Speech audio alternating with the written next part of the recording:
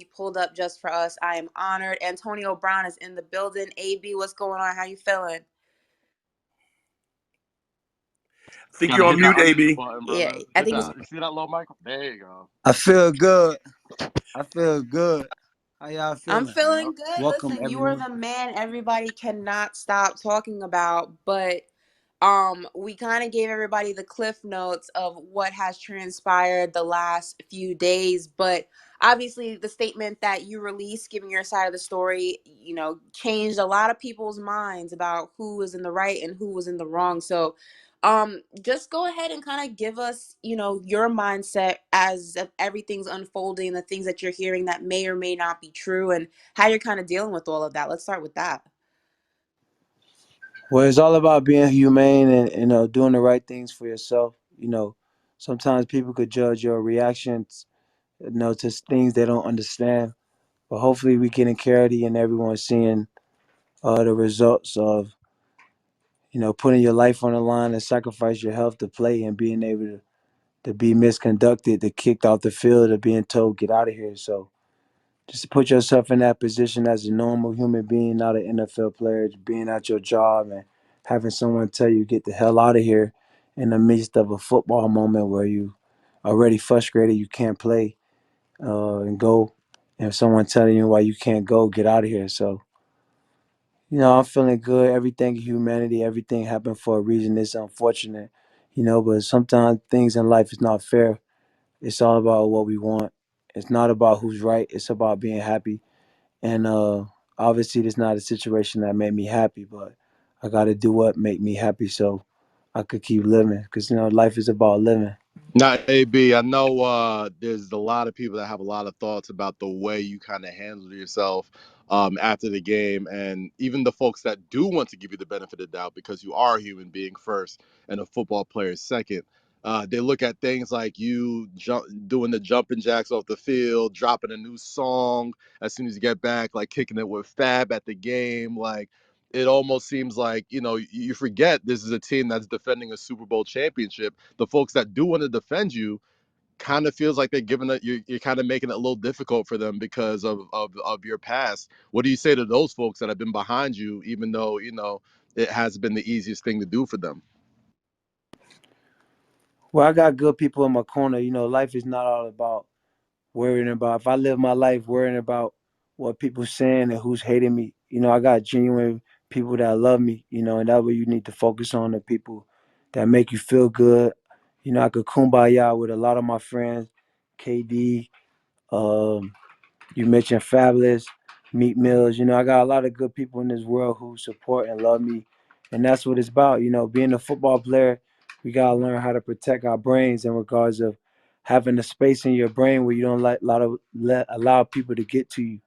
I know people gonna try to say things and assassinate my character, and it's really they just doing their job out of love. Imagine playing with teammates that gotta go on TV and talk about you, and they don't went to war with you, and then you showing up and seeing these guys looking them in their eyes. That just draws super confusion. But in life, it's not about, like I said, it's not about being right. It's about being happy, and I feel good. I'm happy, and there's nothing like being happy when you're standing up for yourself and you're doing the right thing for yourself. So that's important. I know that people, can say a lot and they do say a lot about you when it's outside of the realms of the game, but I don't think anybody can ever doubt, the type of player that you are, the competitor that you are. I mean, one of the best wide receivers to ever do it, one of the best football players to ever do it. So, for people who are saying that something as trivial as not getting enough touches, especially when the game was starting to flow and to move, and at the end of the day, it's about wins and losses, and you want to win as a competitor.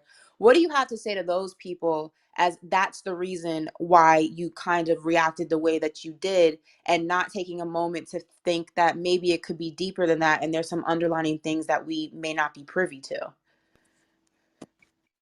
Well, I'm a wide receiver, and playing football as a wide receiver, I always want the ball. You know what I mean? That's my job to want the ball. But I know how to control my emotion in regards to wanting the ball, and wanting the ball wasn't the purpose of what transpired to that event. What transpired to that event is I'm out there already. I already told the coach I was hurt prior to the game. I come to the game, and now I'm out there. I'm not getting the ball while I'm trying to run around hurt. So now that make you even more frustrated. And so I'm like, okay, man, my ankle's really hurting now. I sit on the bench. Oh,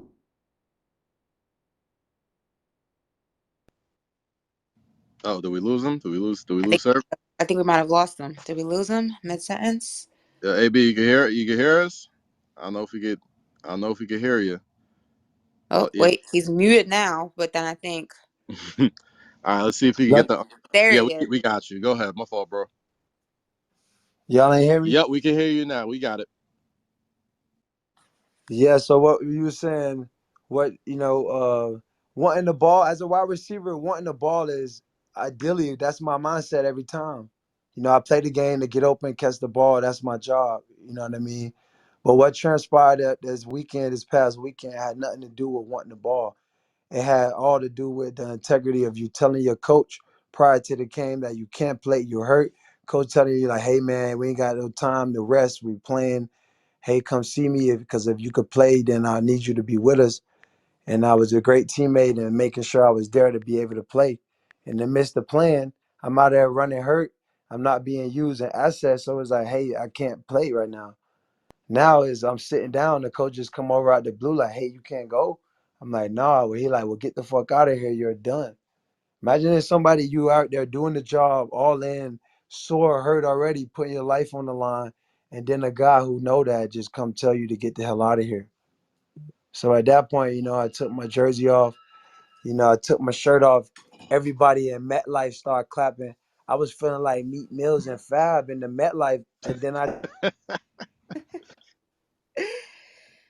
Is there do you have any, hindsight is 2020, and that's a phrase that people throw around, but it's true. Do you have any regrets on the way that you left? And thinking back, do you think had you left in a quote unquote calmer, more less disruptive manner, that the blame would be more so on Tampa Bay and Bruce Arians instead of being split 50-50?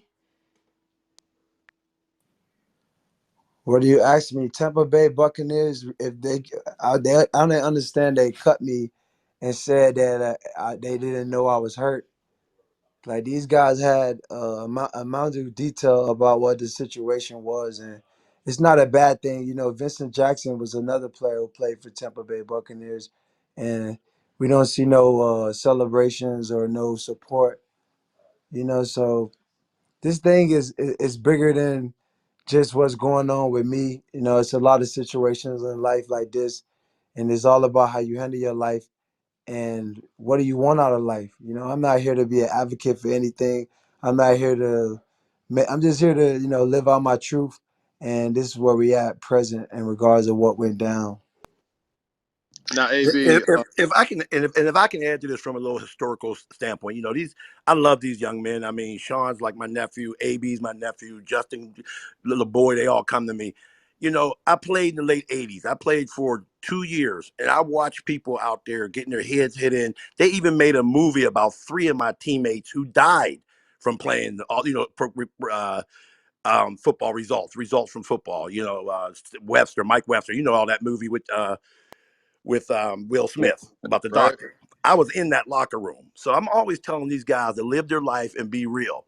But if somebody doesn't at some point shout out and Nat Turner, I mean, what I honestly believe would have happened is, I'm sorry, I had my phone. What I believe would have happened if he would have done what he done, they would have cut him and said, "Oh, he refused to go in the game," and no one would have gave a crap, and they would have just blamed it all on my nephew. Oh, AB this, AB that.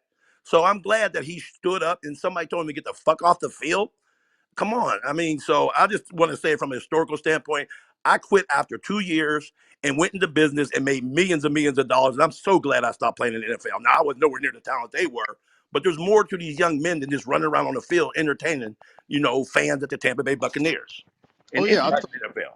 I totally understand that. And obviously, when I first saw it, I went on record on Twitter saying I believe AB. I feel like the NFL on the front side says how much they care about player safety and player health and brains and concussions and all that. But they will do literally anything to get you on the field, especially if you're a star player like Antonio Brown. And the one person that I wasn't surprised to see him stick up for you, but like it kind of felt good to see. Was your quarterback Tom Brady? I feel like there was it was a very easy moment for him to be upset, but I think he showed you a lot of grace. He definitely came out and said like how much he cares about you. We all know that he opened his doors to you and you lived with him for a while. Like he went to bat for you for a long time. So my question for you, AB, and for you, Chuck, is how did that feel when you saw those comments that Tom Brady made for you publicly? And have you guys spoken since then? Like what's the And relationship been if like since? I can just add on to that, Kaz, it has, there was a quote AB gave recently, speaking about friendships, especially in the business of sports, that sometimes people are just your friend because of what you can do for them. So, my follow up question to that after Kaz's question, do you feel that the friendship was only a friendship of benefit and not a friendship of, true solidarity? Yeah, 2 days ago. I mean, you can't really expect anyone to be a friend in the business of football. The game is football, but our business is winning. Me and Tom Brady have something in common. We're winners. We like winning. We like to compete. We like to be the best. So we got that in common. That what makes me want to be around him. That what makes us play together. That what makes us gel. That brings out greatness. But to say someone's my friend, like I'm out here getting prove it type contracts where I'm out here, they got me trying to earn $1 million to make some type of catches. So to say you my friend, I mean I shouldn't be playing under those type of deals when I just came with you and won a Super Bowl. So I think people like to be around me and spend time, but they're not even seeing my value in that regards. Because if you check the stats and the history, which we get paid on, what we call about the work and the intangibles, I was thinking that I could deserve more than be worrying about earning money instead of worried about winning another Super Bowl. So, but don't you think that there's also the mode of thinking that the rising tide lifts all ships, right? Like before, this run with the Tampa Bay Buccaneers, I mean, if you guys didn't win a championship or you weren't on the team, there'd be really no money to make. So, do you think that if you would have just, and obviously hindsight is 2020, do you think that if you were healthy and you weren't, necessarily going for those bonuses with the extra catches and the touchdowns, but you make another a successful playoff run, another Super Bowl run, this doesn't happen, and teams everywhere see, okay, Antonio Brown could still get the job done. We're going to take a chance and sign him to X amount of dollars, the money that you rightfully deserve because he's still an all pro type of talent. Do you think that would have changed anything at all if you were healthy? Say that again, please.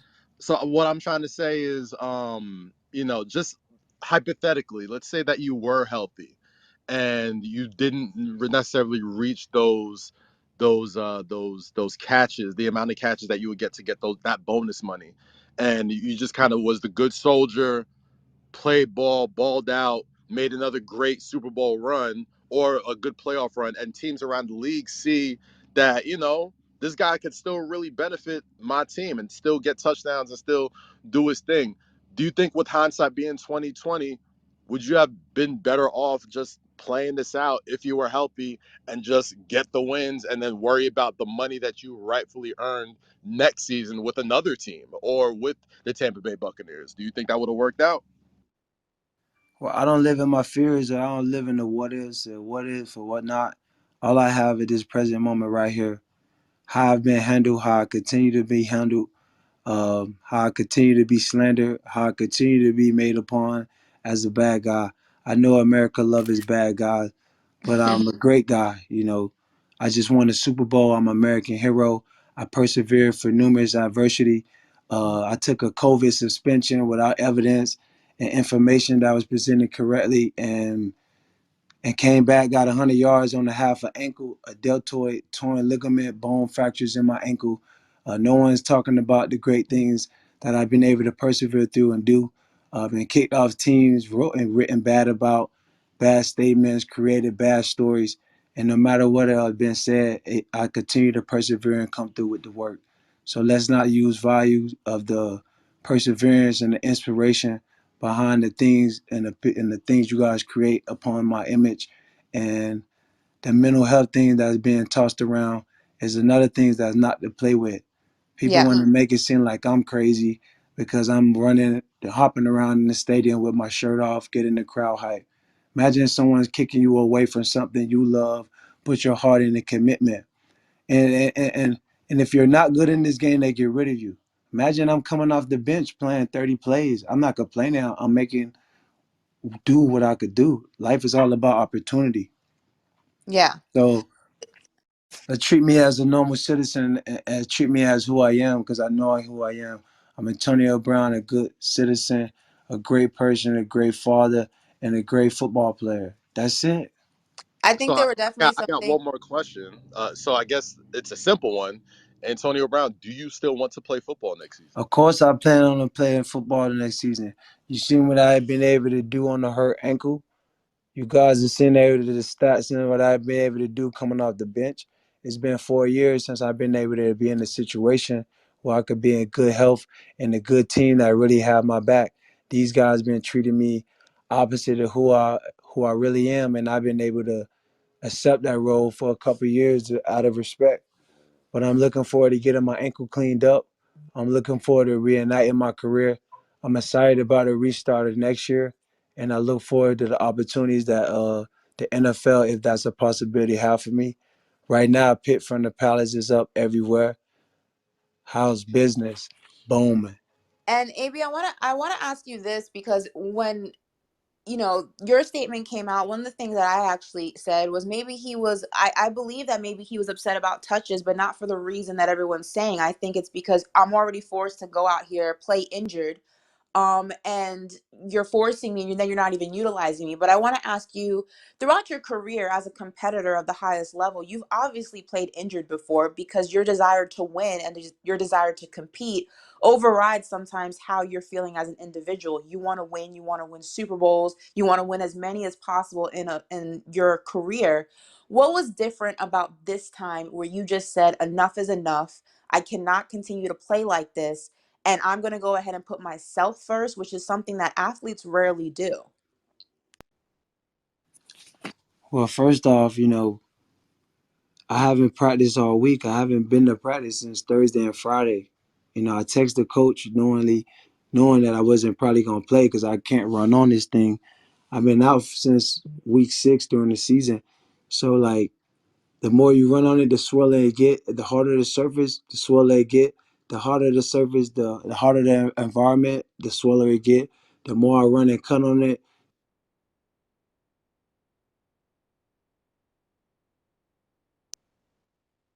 I think he cut out. AB, I think you cut out. I think he cut out again, but Yeah, he cut out. I wanted to talk about Pitt to the Palace. Like I was kind of surprised at how good it was. Like Well, let me go ahead it and kind let of AB finish, goes. finish your statement on what you were saying about injuries, and then we want to go ahead and get to your music. Word. I think you're muted though. You got to unmute your mic. seeing the trainer to understand where I'm at. And for the game, they had me questionable. So to say that they cut me and they didn't know I was hurt when I was obviously questionable before the game on record for mixing practice Thursday and Friday. It's like, how could you treat a person like that when they can't work? You just cut them off the sideline? Like, what am I, a joke now? Does this spoil your idea of the business of football? Do you feel, moving forward, you said obviously your career in the NFL is far from over. Are you more apprehensive than ever before because of the treatment that you're speaking on that you dealt with in Tampa Bay, especially regarding something as serious as an injury, and continuing to play on an injury can jeopardize the remainder of your career moving forward? What is going to be your mindset when figuring out what your next team is and what your next landing spot is? Well, first off, we just got to get people to treat us with respect. First off, morally, principally, in the media, in life, in the world, as people, we got to learn how to treat other people the way you want to be treated. Not just slander people, not just use people as pawns, and when you can't use them, just throw them to the side. And a lot of players been going through that. They don't have the position that I have to be in, to be able to handle it with class and being able to, respond from it and get better from it. So these type of things cause trauma to people and access that DNA trauma and having people revert back. Like Junior Seau actually shot himself in the chest.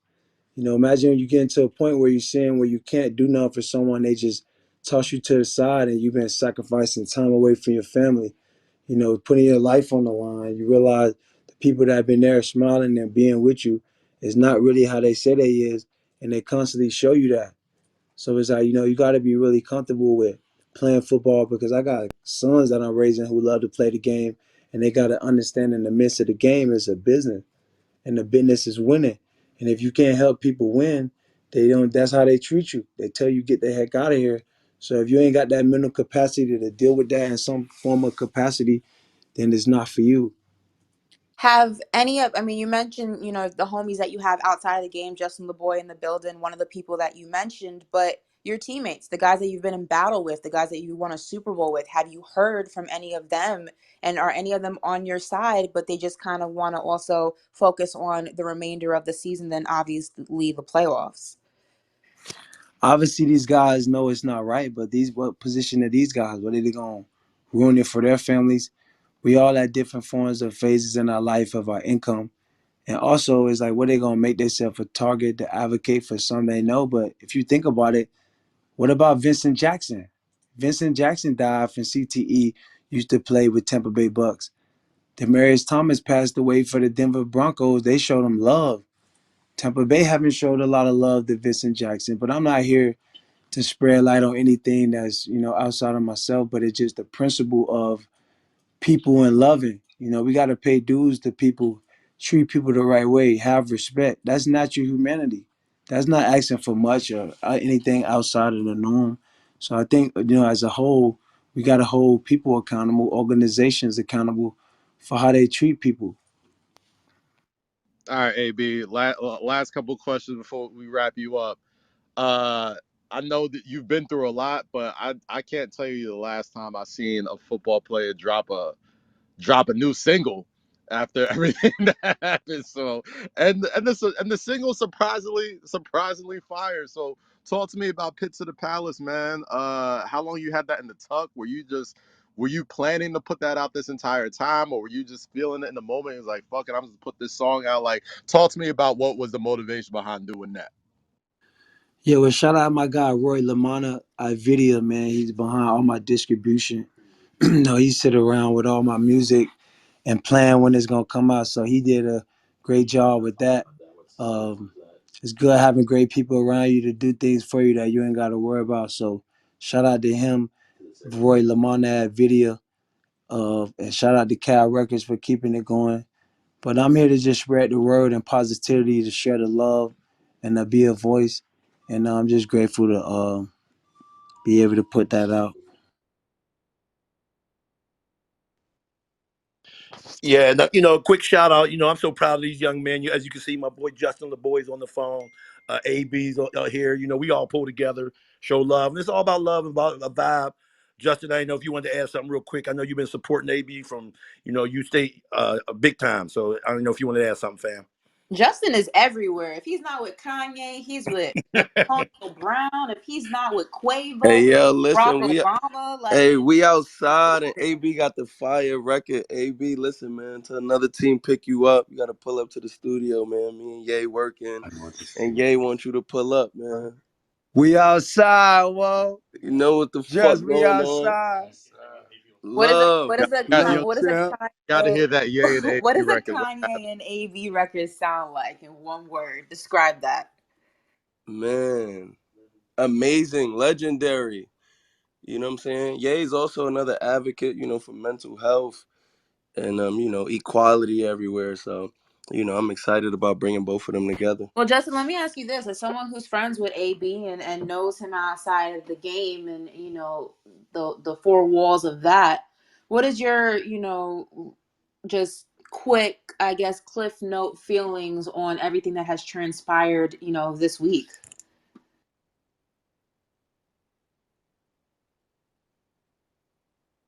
Hey, Justin, you there? Yeah, I think we lost. Did we lose Justin? Yeah, we might have lost him. We might have We lost might him, have but lost him. let's we got 5 more minutes, man. So AB, I guess I got maybe one or two more questions before we get you out of here. I just want to go back to your time with the Oakland Raiders, right? Like they offered you $30 million. You know what I'm saying? And through certain circumstances, you either didn't want it or took time away from it. You know what I'm saying? Like, what was the mode of thinking behind that? You know what I'm saying? And because when you take a pay cut that deep to go play with a Tom Brady, it almost feels like you just want championships. But obviously, money is always going to be important. You know what I'm saying? So after the Raiders situation, after this situation, like what was kind of the mindset behind that? Because I feel like you could have got your money, but you probably wouldn't have won. But you did win now, and now not necessarily you get the money that you obviously deserve. Well, at that point in my life, man, it was about being a champion, being committed to greatness, laying out a plan for myself that I want to achieve and going after it and achieving it. And at that point, in my vision, it wasn't about $30 million. It was about finding a way to be a champion, to be able to come back to Miami and tell the kids that I'm number one, to be able to show the ring and be able to live out my dreams. So in the midst of the world thinking I was going crazy because they didn't understand my vision, I wanted to be a champion, and I was grateful I was able to achieve that, to come back in the home state and do that in the home arena, just like the Steelers did it in '08. And let me say, living in Pittsburgh, I watched AB from his rookie year to he left, and the stuff he's done in this community is unbelievable.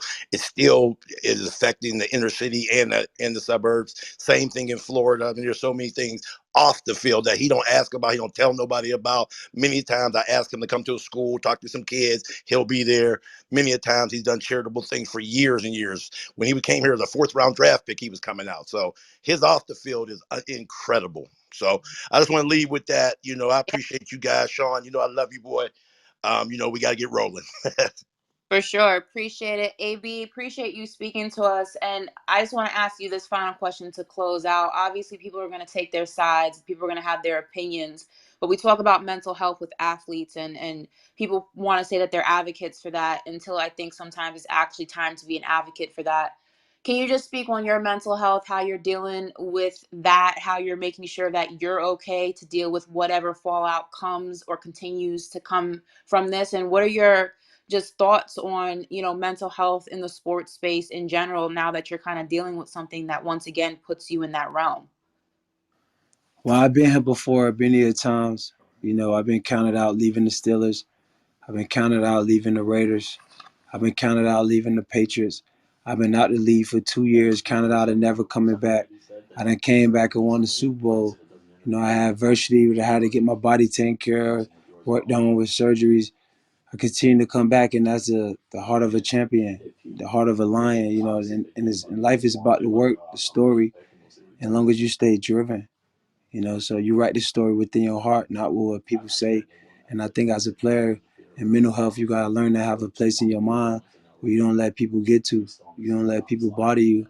And you gotta have good friends that you could kumbaya with, be intuition with, and be able to see that mindset.